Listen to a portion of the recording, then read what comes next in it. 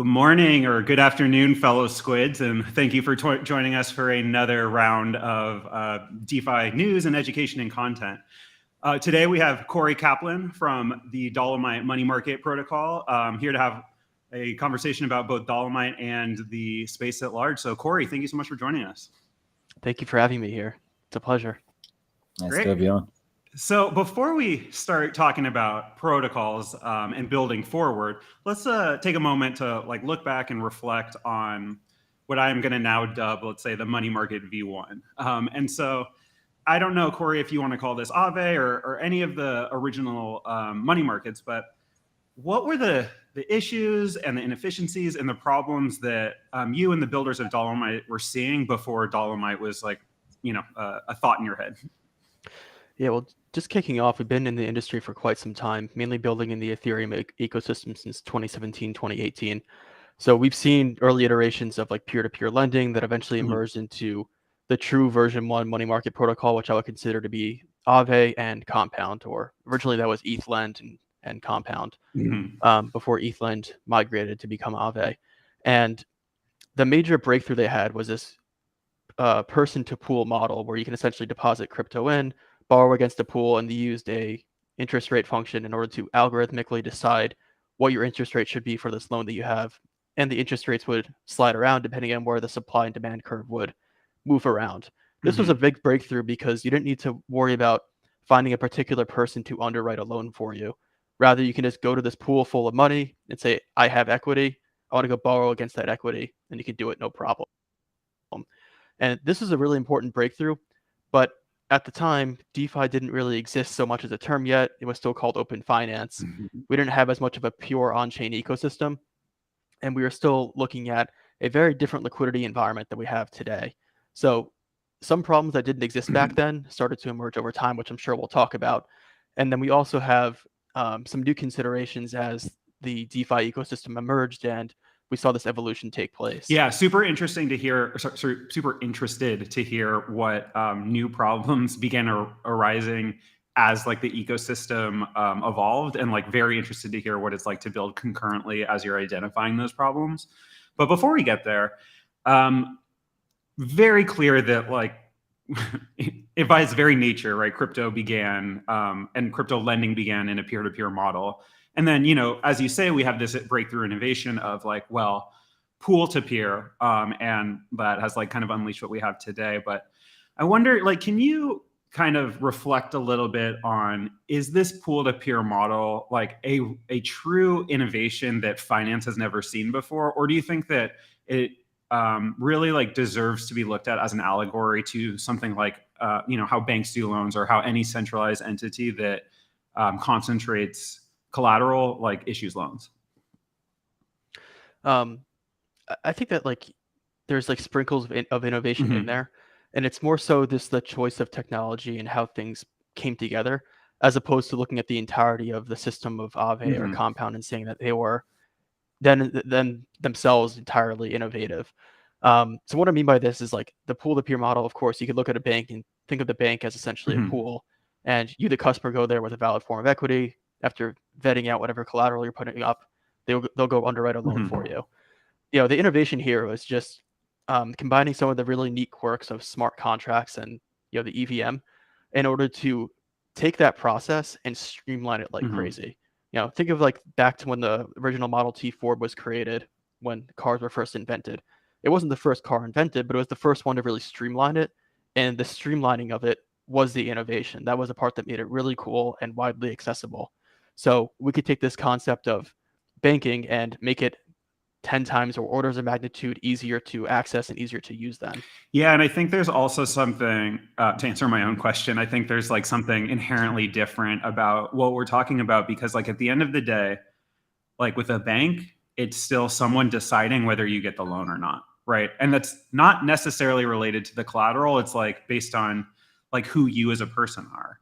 And that fundamentally breaks down with the AMM model. With the AMMs, or I don't know if AMM's right, but with the pool model, what that's saying is that if you have the money, we have the loans, right? And there's nothing about who you as a person are, or how you participate in the world, or which country or religion or whatever you are.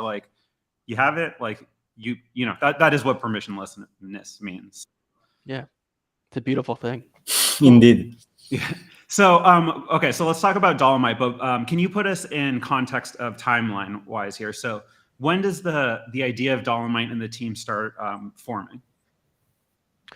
So, back in our time of 2018, we were actually building an early on decentralized Yeah, nice. exchange that was called Dolomite. So same product name, same company, just very different product.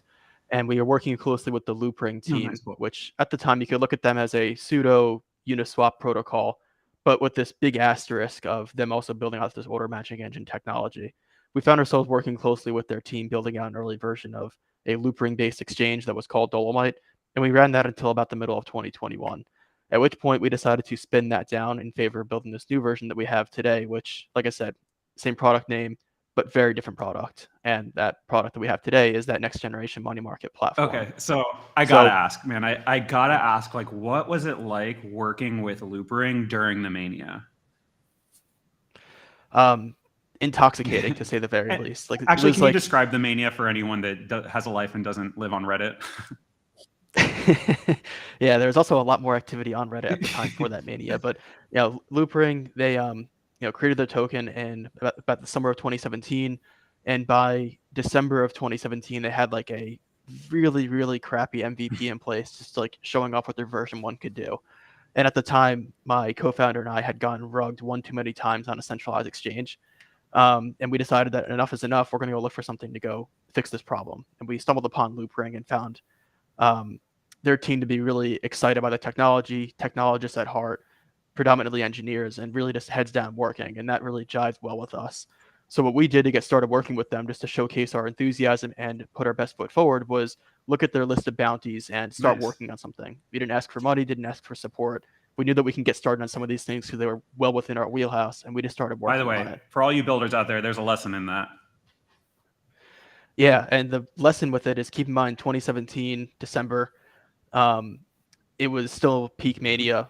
There was a lot of greed and a lot of froth. Valuations were ridiculous. Loopring had just launched in that summer, and they had just reached over $1 billion fully diluted market cap with the crappiest MVP in place possible that barely even worked. But it was a visionary thing. So there was something to latch onto there from a technology perspective, not necessarily a valuation one. And the team knew that. They were engineers at heart. You could see that firsthand. But because there was peak greed and peak froth, everyone was reaching out trying to submit marketing proposals, say, oh, we'll work on this, do some engineering, but pay us all this crazy amounts of money, or invest in this project. We promised to build something. And we knew if we wanted to stand out and be different, we had to just start working on it, put some elbow grease into it, and show that there was real effort behind what we wanted to do. Yeah, good for you, man. So we started by building out an Android app for them, fleshing out some server documentation because their team were not native English speakers. A lot of them were Chinese or based offshore. And that spiraled into eventually getting closed source access to their order matching engine, iterating on some of their relayer technology, and fleshing out the full tech stack that became that old version of Dolomite. Yeah, and again, just like we don't need to like really spend this much time on it, but I do think that for those of you who weren't paying attention, basically like the whole GameStop thing happened, and then for somehow like a couple like leaked alpha or whatever, but somehow the entire community that like had done this thing with GameStop kind of migrated over to Loopring and like kind of claimed Loopring as basically like the way we talk about Ethereum, right? And like what that led to was, I think, Corey, you're talking about like $1 billion valuation for this protocol, like it was big, but because of this mania, it ended up getting like close to 10 times that big, or yeah, it got substantially larger, and that was keep in mind the next bull market that came. And there was a deep trough in between those two phases. Sure. But the reason why that happened, though, is Matthew Feinstone, that was the head of business development. I'm not sure if I'm getting his title correct, but he basically ran a lot of things that way for Loopring. Eventually stepped down from the project and had a really good opportunity to work at GameStop, heading up their NFT marketplace, building, construction, and hiring out the initial team for it. Essentially like the quote-unquote CEO of blockchain of the company. So, yeah, that's pretty wild, right? Like that basically like a cross-company hire like led to this like financial mania. And I wonder, do you have any reflections on, like you weren't part of the direct team and you were just like in that orbit, but you were a lot closer than a lot of us. And do you have any reflections on how that kind of like mania and like ridiculous amount of money and like community attention and everything like fundamentally shifts what's going on the builder side? It was actually really interesting, and my take on it I think is going to be quite unexpected. Good. Because like we saw like Matthew leave Loopring, we saw him take the job there. He was in stealth mode for a while. Eventually came out that he was working on it. And then slowly they were doing discovery on like which products, which tech stacks to use for building out their NFT marketplace. Since then, they've come out that they're building on top of Loopring, they're building on top of IMX, and there was like what felt like a lull period because we were so deep into the trenches and we saw what was going on. We saw the decision making happening, that we knew that they're going to be building on top of Loopring. We saw that there was a lot of interest there with it from both teams, and it seemed like no one cared. So like we actually had like this longer than multi-month long period where like the seedlings were there for it. No one seemed to notice, or if they did notice, they didn't care. And then it felt like it started to snowball and spiral out of nowhere. Where like putting one commit into the entire Loopring repository that starts to mention GMA, all of a sudden that became the biggest deal. Whereas before that, like there were so many hints before that no one really seemed to care that much. So I think like a lot of that mania and the hype really is a victim of its environment, because a lot of these decisions and things that came together were like already in 2020, then into 2021. And keep in mind, like 2021, even though it was a bull market, we still had a pretty steep crash in May and June. And that did flush out some individuals, that did scare off a lot of people, and that changes sentiment. And I'm a big believer that under environments like that, price action really drives sentiment, not the other way around. So the hype really followed the price moving around quite a bit, and you know how much money it was slushing. Do you think Loopring suffered for the experience, or is better off for the experience, or jury's out? I think overall, like they're way better off for it than without it. But like a lot of things, when you have that much hype driven behind something, it's really tough to meet expectations with reality. So there's always going to be like some meaner version that will happen. But they're much better off because they have this really cool product being serviced. That GameStop's running. GameStop's a large company. They can bring users to it, and it's something you'd rather have than not have. Yeah, very cool. Very good thoughts, and thanks for sharing. But now we're back in 2021, and is it an interesting conversation why you decided like to move away from AMMs and into the money market? Yeah, because I mean, overall we saw like the most lucrative area of DeFi at the time was like this nexus of money markets / DEXs and lending protocols. And overall, we saw like that the most popular money market protocols, Aave, Compound, they were built before DeFi was DeFi, before we had like really true on-chain ecosystems, DAOs, complex liquidity mining programs, and yield farming campaigns and things like that. And because of that, they were built to just like take a token, create a market for it, you borrow against it, that's it. And that's an awesome product. They got tremendous product market fit for it. And I can't commend those teams enough for how smart they are and how much they innovated to create these products and grow them to the scale and size that they were in peak 2021. And even still today, they've retained a lot of TVL and a lot of users and growth.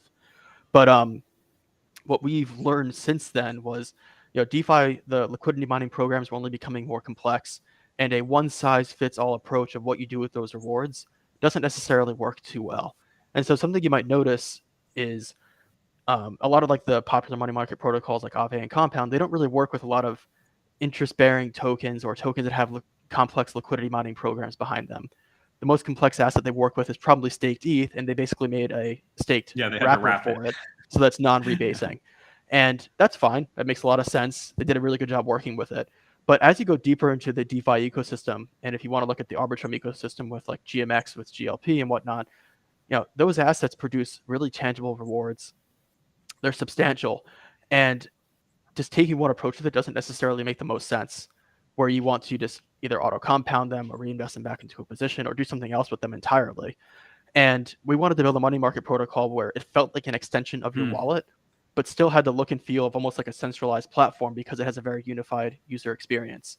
So for us, we thought a next generation money market platform needs to be able to work with almost any valid form of equity, and at the very least be able to underwrite a market for it, or at most basically feel like a reskinned version of their web application where you're claiming and compounding rewards, being able to participate in governance and voting, while you're also borrowing against that capital at the exact same time.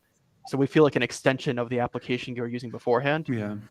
not a completely separate one. So like the most ridiculous example I can think of off the top of my head is the Pyrex, like the wrapper on lock CVX from Redacted, because that is one asset that like in a let's just call it like in normal circumstances, like every 2 weeks receives like somewhere between like 5 and 15 like different random tokens. Right. And those are like bribes on the Podium protocol.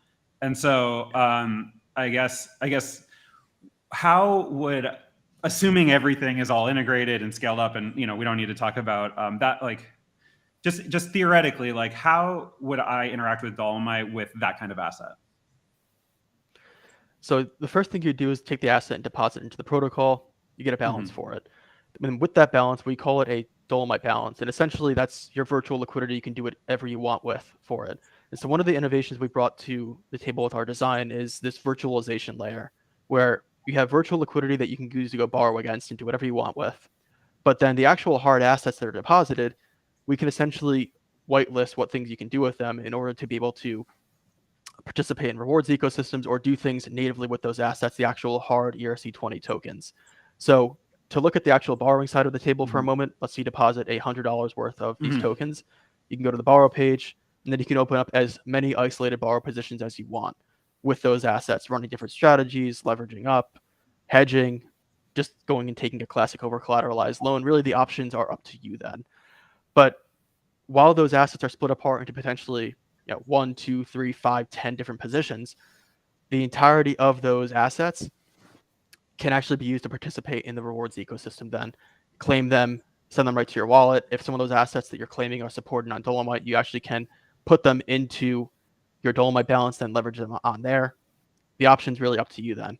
So a really good example of this is actually if you head over to the balances page, once you finish up the product tour here, you'll be able to see the some of these things firsthand. So click done, go to the balances page. And if you click on the GLP token, you'll see that a couple of these tokens that are listed here have some special data. First of all, any of the yield that you see shown in that blue color means that the yield is derived off platform. Ooh, that's cool. So on the flip side of that, any of the yield derived on platform is shown in green. To be clear, yield derived on the platform you're referring to is Dolomite, not like GLP. Yes. Or GMX. Oh, yes, exactly. Yeah, exactly. So with that, the yield that you earn on platform is shown on green, which is derived from people borrowing your assets and paying you yield for it. Yield derived off platform shown in blue. If you click on asset rewards for GLP, you're greeted with a box that looks eerily familiar to GMX users. And this is the claim and compound panel that you see on GMX's site. You essentially have full control over those assets the same way that you would on GMX's interface, but you also can borrow against your capital at the exact same time. And something you might notice at the top there is this total GLP and vault line. Right now it's all zeros, of course, because your wallet doesn't have anything deposited. But despite the fact that you might split apart your GLP assets onto the borrow page into many different positions, we still keep tally of what your original total deposit was, and then you're earning yield on the entirety of that amount. So when you claim and compound, you're claiming and compounding on the entirety of your balance that you originally deposited, not the way that you segregate assets into different positions to run different strategies. So there is this virtualization layer that essentially says, I don't care what you do with your actual hard assets when it comes to the reward ecosystem. I only care about your virtual liquidity and how we're actually going to underwrite a loan for you. And this allows for some really powerful usage, because not only can we offer this native claim and compounding functionality, but if you click out of this for a moment and actually go to the vesting box now, by clicking the vesting button on that same row, there you go. One of the things you can do with GLP as well is vest ESGMX into GMX. It's a complex process that's part of the core tokenomics for GMX's token, GMX. But importantly, when you use GLP to vest ESGMX into GMX, you're actually converting the GLP now into vested GLP. And once again, you can take any amount of the GLP that you have in your Dolomite balance and use it to do this vesting process. And we don't care what's going on with your borrower positions at the exact same time. So you can be using your GM or your GLP to continue earning yield. You can actually use it to vest DSGMX to GMX at the same exact time as you running all these different borrow positions. This virtualization layer is really important for abstracting away these things, so you can do them completely separately while not cross-contaminating things or like potentially having to claim and compound one time for each position you have open, or otherwise losing efficiency because you want to split apart your assets into different risk profiles, different positions, or across our services overall. There's a old adage with computer science of whenever you're faced with a problem, the proper way to solve it is to take whatever the current solution is, that's the best one, and add one more layer of virtualization to it, add one more layer of abstraction to it, said differently. And so that's basically what we try to do, and the end result is really cool. Yeah, I mean, I take issue with you calling that a joke, but and not just like the proper way to develop. But no, man, that's super cool. And like I'm really glad we just walked through it, because like, so what I'm seeing in the actual product is like a focus on the user's experience. And like we can talk about like the buttons and like that kind of UX, but like you're totally right in like realizing that like these assets that we are now interested in are like so much more complex than like the original protocols could process, right? And so I just like the protocol that I just happen to be like a little bit more familiar with because I'm friends with the founder is Railgun, that this reminds me so much of, because the idea is that like within our protocol, you're still like, the whole point is that you're still accessing DeFi, but while you're gaining the benefits of like what we're providing. And so, like I'm interested in talking about this whole thing without even talking about borrowing and lending now. Yeah, well, the interesting thing is because of the way the architecture is set up, like we spoke with the Railgun team, and like the way that they could do the integration for this would be really seamless actually, and could allow for some additional privacy beyond like the way that normal DeFi operates, because we essentially have one core vault contract that's the main entry point for a lot of the user-facing interactions, and all the tokens are essentially stored in there. Your ledger balances, for the most part, stay retained in there. And that actually allows for some more privacy preservation to occur when you do an integration with a product like Railgun. So there is an asterisk there where it depends on like which assets you're working with or potentially which strategies you want to run. Because once again, with products like that, your privacy is a function of the number of users, the number of depositors of certain assets. So if you're the only one on Railgun using an asset that's very obscure that no one's using on Dolomite, then yeah, it's going to be pretty easy to figure out who you are and what you're doing with it. But using like putting those edge cases aside, though, the architecture, like I said, is very conveniently laid out for a product like Railgun to integrate with it. As the roadmap clears up and we're able to work closely with them to do something like that. Well, and again, I only brought up Railgun, and so first of all, love them, but like not really like I hope everyone integrates with everyone. But what you're saying is actually like brings up a whole like good like conversation about integration, right? And like the superpower of Ethereum and computer science, really, if we're like really getting down to it, is in this composability, right? And in the ability that like whatever I build can be like just one piece of what Garrett builds, which can, then Corey can build on top of that. And then, the goal is always that 1 + 1 = 3, that the sum of our parts can be greater than the individuals.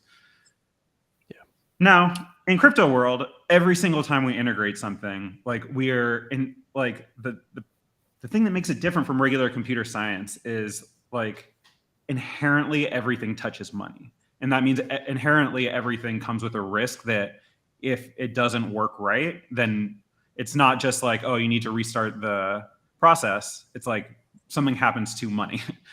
And so like, how do you think about like for what we're talking about is essentially you want to be able to accept basically any asset and then allow it back into DeFi in any way that a user wants. But like, how do you think about all of like the risks that are associated with that, whether that's like in the integration layer with Dolomite, or it's in like the risk that people start to stack up that they don't realize? Like, how do you think about the hard part about like what building with composability means? Yeah, so I think it's important to break down two important areas of risk for something like this. You have technical risk and you have economic risk. Aave, that eventually with their migration to version 3, they started to tackle more of those economic risks, and that was something that, going back to the earlier part of our call, when they first built Aave and Compound back in the day, there was some consideration of like, these protocols can become extremely large and eventually become market leaders, not just in DeFi, but in centralized finance as well, in the overall crypto ecosystem, which is why they started to put things in place like changing collateralization thresholds, changing what your supply and borrow caps could be, and so on and so forth. And Aave v3 really took that a step further by introducing isolation mode and being able to introduce other risk mitigating parameters, mainly on the economic side of things once again, so that markets don't grow too large and you're still able to process liquidations and maintain protocol solvency in a very healthy and timely manner. So the thing that those protocols haven't done yet, which I say yet because once again, I don't want to knock these teams. They're extremely smart. They're really trendsetters and trailblazers with regards to the stuff that they've built so far.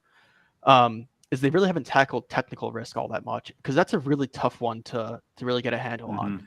So the way that we built Dolomite to start to handle some of this is our isolation mode is very similar to Aave's, but there's a lot of other things added onto it from a technical perspective that isn't there. And so what this means to us is being able to restrict certain function calls that you can and cannot make with those assets when you have them deposited into the protocol. We can restrict certain behavior. So it's not just about restricting which assets you can and can't borrow against a certain collateral asset, or putting in special supply caps or borrow caps for an asset. We're taking it a step further now of also restricting what things you can do from like the EVM level or Solidity code level with these assets. And then we also can take special consideration in with these assets as well. So a lot of the assets that that Aave works with, for example, are not pausable. Or if they are, it's more by virtue of just working with USDC or USDT where they have a blacklist function. Whereas the assets that we're working with, we know that a lot of them might be pausable. So we have to not just restrict market size for it, but we also need to design a system that says, okay, if they pause redemptions, which means we can't process liquidations for it, we need to pause or change behavior for the asset for everyone that's working with it in Dolomite right now. So we don't want to restrict those users from paying back their loans and withdrawing their assets. We don't want to restrict those users from still claiming rewards against their assets despite the fact that they're paused. So as long as the native ecosystem allows, we do want to restrict them from increasing the size of their loans at this point, or doing other things that could, where they could essentially use Dolomite as exit liquidity because the assets are paused and they can't access native redemptions then. So we're able to read in data in a extremely generic way and be able to flex the system in very particular areas without compromising other areas for it. So the only contamination that we could have under a circumstance like this is really just by virtue of which assets they have active loans against and not other unrelated assets. But like so I'll stop there for a moment. No, super clear. A lot to dissect there. Super clear. And I think it makes a lot of sense, especially if like your first principles start like when we onboard something, everything's restricted, and then as we understand like the capabilities, like we let off like the brakes and like allow like more wind to hit the sails, if you will. But like there's some stuff where like I'm still not quite with you yet. Like for example, big one, oracles, right? Like that is something that is external to the protocol. But I mean, unless you have like some new way, which I would love to hear about, but like you can't control, but like we'll have some like fundamental effects on how your protocol like makes decisions. And so like, I don't know, I don't want you to just talk about oracles because like, I'm serious. I'm sure that every single person who talks to you about lending and borrowing asks you about oracles, but I feel like there's this classification of risks that that need to be addressed, in which what happens outside of the protocol can affect what happens inside. And like, how do you think about that? Yeah, absolutely. So understand like when you're working with a oracle, like what restrictions might be in place or what limitations are in place for it is really important. So if you're just looking at a standard Chainlink oracle for ETHUSD, that's really as vanilla as it gets, and there's at this point not too much concern or cause for concern there.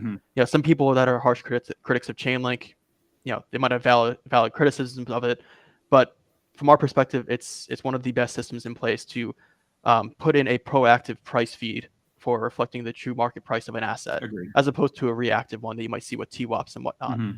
But where it gets more interesting from there is as you work with some of these obscure assets like Yeah. LP tokens or wrapped assets, it's very easy to value the underlying assets because a lot of times, like I said, it's just a chain link price. But there's always some extra calculation that needs to happen beyond there. So in some ways, like ERC 4626 vault tokens that essentially take the total assets and divide them by the total number of shares, Mhm. those oracles that you put in place for it are extremely simple, but you need to understand the limitations because prices can be gamed with oracles like that. So you can't allow those assets to become borrowable because then you open yourself up to a world of hurt of potential exploitation. But it's okay to allow these assets to be borrowed. I'm sorry, to be put up as collateral to borrow USDC or other things against it. Why is that okay? So- So like, let's say that I have Bencoin, right? And I am BitBoy and I have like complete or whatever, Ben.eth, and I have like complete control over these contracts. And like, I know that in the future, I'm going to manipulate the Oracle to be like, to drop the price or, or I'm whatever, right? Like if I put that in deposit as collateral and then I go borrow all this USDC and then it turns out that asset is that Bencoin is about to like go to zero and it was never actually worth anything, like doesn't that incur existential risk for the protocol? Yeah, absolutely. So understanding what your total market size is and then underwriting enough or a smaller size of that so that you're reflecting that risk is really important. And then on top of that, there needs to be ongoing liquidity monitoring to understand like how you can process a liquidation. So of course, what's your take on this curve situation, CRV situation? with the locked curve and No, Aave sorry. right now? The size of Michael's outstanding loan across Aave, Fraxland, and Magic, Abracadabra. It poses a large existential risk to those protocols and to the overall curve token price. I mean, overall, like because of how much collateral he put up, it's obviously from an economic perspective unlikely that Mhm. his liquidation point actually gets triggered. But in terms of the amount of physical stress he would put onto the protocol, God forbid that liquidation threshold is reached, it's an ungodly amount of pressure on the actual CRV token. Yeah. Without a question. And honestly, like So- the real risk lies with Aave, right? Not with Curve. Yeah. Like Michael's fine. He already pulled out yeah, his money. no. He's got his house. Like Yeah. he'll be all right. And like that's not necessarily his concern or problem. Yeah. And Aave also has some very clear liquidation configurations in place where like only so much of his curve can get seized. So at the end of the day, if that liquidation were to happen, he's still going to walk away with the amount of money he borrowed, assuming that he's still holding on to it and not leveraging it. He'll still be able to walk away with some amount of CRV after the liquidation penalty is taken away. And the one left holding the bag is going to be, Aave's protocol. Or Fraxland or So, yeah. And so like that's actually one of the premier examples I was going to talk about when it comes to like, old DeFi protocols being built with some degree in mind of, hey, this could become super large. Let's put some risk mitigation parameters in place. But it wasn't like extremely well thought out to the point where like they took the assumption that they were going to become as large as they did. Yeah. It was more of like no, we could become pretty big, so let's put these things in place, as opposed to like Aave v3, of course, which was like, we know we're big at this point. We need these things in here in order to operate in the current DeFi environment. So what you just said opened up two questions for me that are not related, so you pick. One is like when you're thinking about this whole Michael situation, which to be clear, Aave is the one that made a mistake here. Michael, go do what you want to do, right? Maybe work on your PR, but otherwise you're fine. What I've learned from this is like, let me just rephrase it this way. How do you think about underwriting loans, given the fact that you're not the only borrowing and lending market, right? So like, we all know that Aave didn't design this risk thing properly because Michael was allowed to put himself in this position. But we also know that like they don't account for like how much of this one asset is in Fraxland being borrowed against and in Abracadabra being borrowed against. And so like how do you think about like the total market and like where you fit into that when you're designing these parameters? Yeah. I mean, this might be the wrong approach, but we're currently of the mindset that like we don't care too much about what the other money market protocols are doing, at least not right now. Yeah. because we're not faced with any particular assets where we're concerned about it. Like the liquidity tokens that we're underwriting for, we have direct access to redemptions. So we're not worried about like, Uniswap or SushiSwap liquidity, for example, to go ahead and unwind these things. Because Yeah. like when it comes to GLP, we have direct access to redemptions. The liquidity is pretty much guaranteed to be there. So we're not worried about that kind of existential risk. Yeah. Really what we're worried about for right now is going to be like what kind of guarantees we have at direct access to redemptions. And if it comes to an asset that we do have to sell on the open market, what does the overall liquidity regime look like? Because we can't take the assumption that every single money market is going to have to liquidate the same asset at the same exact time, Mhm. because those parameters are all fluid, and it really depends on human behavior Mhm. of humans either letting their positions reach liquidation or being more responsible, whereas the price slips closer towards that, where they top off collateral or pay off debt and essentially lower their risk threshold then. So what we're overall concerned about is for our particular market right this second, if we had to liquidate every single asset deposited, is there enough liquidity for us to do so within the collateralization thresholds that we have in place and the liquidation rewards that we have in place? So we look at it from more of a siloed perspective when it comes to that, because like I said, we can't really determine what's going to happen with the other money market protocols or the user behavior that will happen as they get closer to it. I We're think really that, yeah. looking at our own protocol as its own loan book in that perspective. Yeah, I think that's fair. And I think that like in a more sophisticated world, like I could argue that, like these liquidation positions in Aave like could be kind of like considered like a stop order, right? And like we think about those in terms of like liquidate, like cascades and like momentum and stuff. And so maybe that's important for underwriting, but we are barely like doing addition on chain right now. So the other thing I was going to ask is, so about like locked tokens, like those, like for example, VECRV poses a problem in terms of liquidations, right? Because like, let's say you need to liquidate that, it's locked.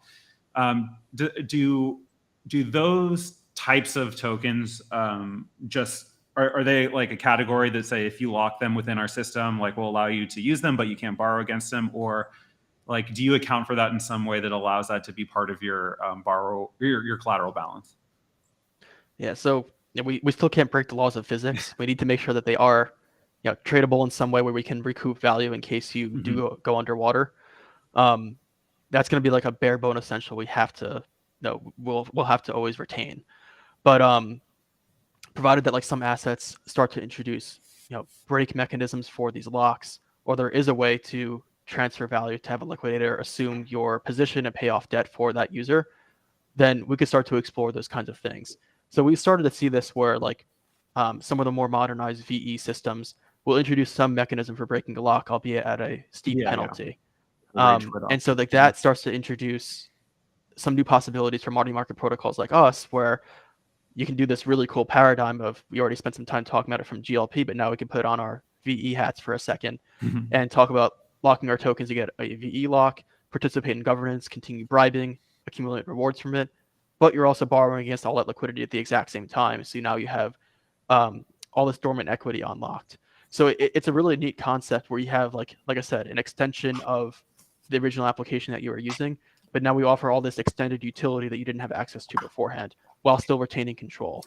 Yeah. So that control, by the way, we didn't really spend much time talking about it. Yes, we always assumed that users want it, but protocols want it as well. And our protocol, from a smart contract perspective, was designed to really enable smart contract integrations just as easily as a wallet connecting to our dApp. So we think that there could be use cases in the future where we see other protocols eventually start to build on top of Dolomite's capabilities for these things in order to build potentially a next generation CVX, for example, for another protocol, where they can tap into some more efficiency with borrowing against things, while also being able to tap into native rewards and not lose a beat there in terms of performance fees or other things like that we would otherwise take away, which we don't. I tend to agree, honestly, with a lot of the stuff you mentioned here. And honestly, I think it brings us to like the next topic I wanted to ask you about. Okay, so we understand at least some of the risks, because I'm sure that the topic of risks within DeFi composability is probably endless in a way. But what I also am curious about is, what kind of new possibilities and options will be possible, or you imagine at least, with Dolomite's design. And what about that design specifically you think is going to allow, like, for example, exciting new kinds of integrations maybe that you guys are keen on doing? Yeah, so we already spent some time talking about, native access to rewards ecosystems, being able to vote with your tokens while borrowing against them. But the third thing, which I love saying, is I don't know. I don't know where DeFi is going to continue evolving towards. All I know is that it's a fast-changing environment, and what we wanted to build was a modular infrastructure that can flex or be flexible towards whatever the upcoming changes end up, being in the next cycle, or as builders continue innovating in these really key areas. So we built something generic enough where, yeah, it'll take some development work for us to do the integration for it, but we can seemingly integrate with any system that doesn't necessarily exist yet, provided that we don't have to break the laws of physics in order to do the integration. Locked tokens being one of those things that we still need to unlock them. So yeah, it's something that we're really excited by, and it's one of our core lessons from our tenure in DeFi up until this point. It's really to expect change and make sure that your system is modular enough to get there. So one of the core philosophies we brought to the table with our design was we wanted to build something that it has a strong immutable layer where it has all these primitives in place for standing up a money market protocol. And the way we actually do our upgrades in the future, or our future rollouts, are essentially standing up modules on top of that core system. And the idea was, instead of like doing what Uniswap does right now, where they launch version 1, version 2, and then they go underwater, go hide for 6 months, a year, 2 years at a time while they're working on the next version, we instead wanted to be able to iterate more quickly on our product. So instead, the version of Dolomite that we have out right now could foreseeably be out for months or years to come. And the way that we'll continue to innovate, launch new things, we'll actually be building new modules on top of that core system then. So what's coming? So right now on our site, we're working on this thing called a Zap feature, which will enable people to go from any asset to any asset. And we'll actually open up some new trading opportunities that weren't reasonably possible beforehand. So doing things like pair trading, where you actually want to go long one asset, short another one, go long GMX, short gains, or vice versa, depending on what kind of stance you want to take. You can do those sorts of things on our platform with no US dollar notional value in the middle. So you can do some very efficient pair trading that doesn't require any rebalancing as the prices deviate from each other. As long as your position's in the profit, you can continue to hold it. And you'll also be able to automate the looping process for leveraging up or working with diverse sets of assets.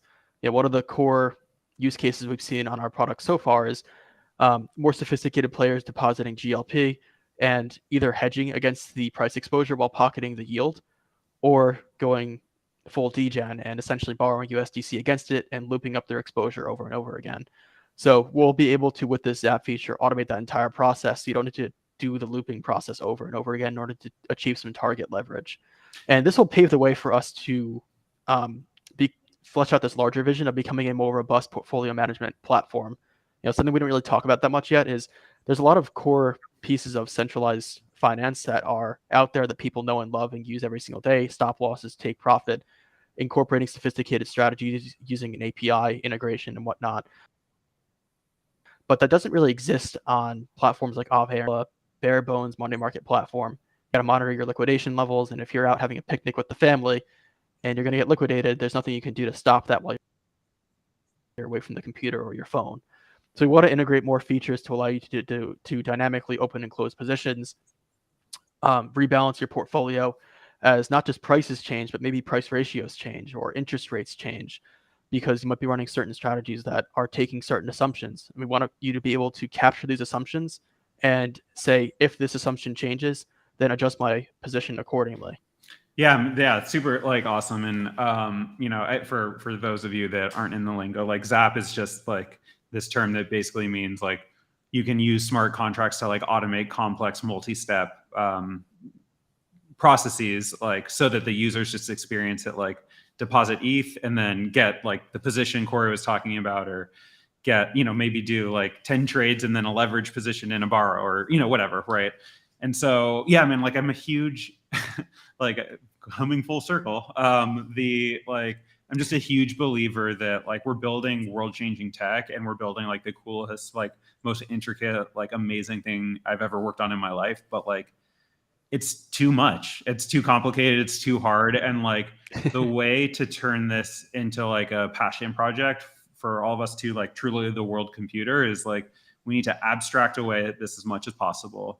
Like in the same way that like every single one of us has like HTTPS up in the corner, but like not a single person, well, I'm guessing 1% of people listening can properly describe like a TLS handshake to me. And it doesn't matter, right? Because we can use the tools and they're there in front of you, and like you abstract away the problems. And like as much as like Dolomite is a money market platform, like that to me, like after this conversation and knowing you, like that's the takeaway that I have, is that like you think about the users, you think about like what you want them to do, and then you build the technology that like enables that, like the Wizard of Oz, behind the curtain, off in the corner, right? That's the hope, at least. Doesn't always line up that way. Yeah, it's crypto. I don't know. As long as you're not SBF, you're doing something right. All right, Corey, thank you so much. Before we send you off, like, can you just give the audience like where to find you, where to find Dolomite, and like where to learn more if they're interested? Yeah, absolutely. My name here is my Twitter handle, so from there you can find me on Twitter. You can find Dolomite on Twitter by looking at @Dolomite_IO. Our website name is dolomite.io as well, so you can visit us there. I'm happy to chat up more in our Discord, where we have more of our community-facing engagement and discussion. And overall, really honored to be on the chat with you guys and be able to talk more about Dolomite. It really was a pleasure.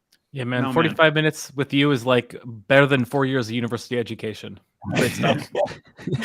Yeah, let me put it this way. It's a bit of an exaggeration, but I'll take it. No, man. We like thought this was going to be like 20 minutes, and we're all just now realizing that we're 2.5 times X. So this has been very good for all of us, and we hope you guys all enjoyed it at home. So Corey, thank you so much. And if every product release, everything interesting, every new idea, like you have a platform to share it. So come back. Yep. Really appreciate it, and I would love to. Thanks a lot for coming. Definitely a lot of stuff to be continued on this one. Yeah. All right, have a good one, guys. All right.